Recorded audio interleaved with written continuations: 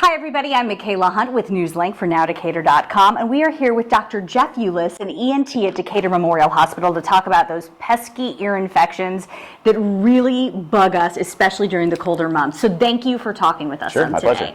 Okay, so first of all, why do ear infections seem to happen more during those colder fall and winter months? So in the fall and winter, there tends to be more viruses around in general, mostly because people are in closer contact. We're all indoors.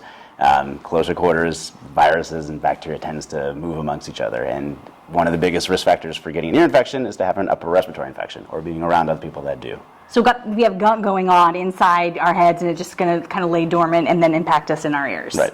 Now, kids in daycare too. I mean, I feel like when my kids are in daycare, they maybe are a little more prevalent to some of these things. Right. So being in daycare is one of the biggest risk factors for getting ear infections for that reason, because you're around a lot more kids, there's a lot more germs passing around, and they're much more predisposed to ear infections in general. What else environmentally inside our homes might impact ear infections? So probably one of the biggest ones is smoke exposure. So if you're in a home with smoking, one of the best ways you can keep your kids healthy is to separate your kids from that smoke exposure if you can't quit yourself. Any other prevention measures that you can think of to share with our audience? Right. So in lieu of, in line with the exposure in daycares, one of the best things we can do is to vaccinate our kids. So in particular, the Pneumovax vaccine and the yearly flu vaccine are both helpful in preventing ear infections in kids. Are there any early signs of ear infections beyond the high fever that we sometimes see, or the kids pulling and tugging at their ears? Right. So it can be a little tricky in the little ones. They can't tell you exactly what's going on with them, but you want to look for just general fussiness, that when they seem uncomfortable when they're lying down, poor sleeping at night,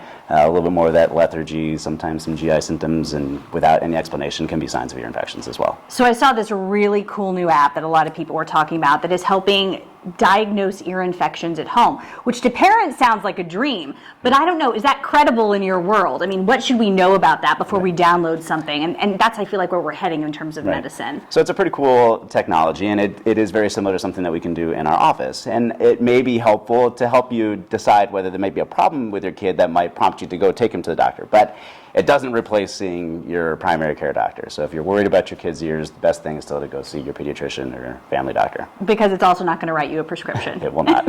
All right, Dr. Eulis, thank you so much. And for more information, just go to NowDecatur.com.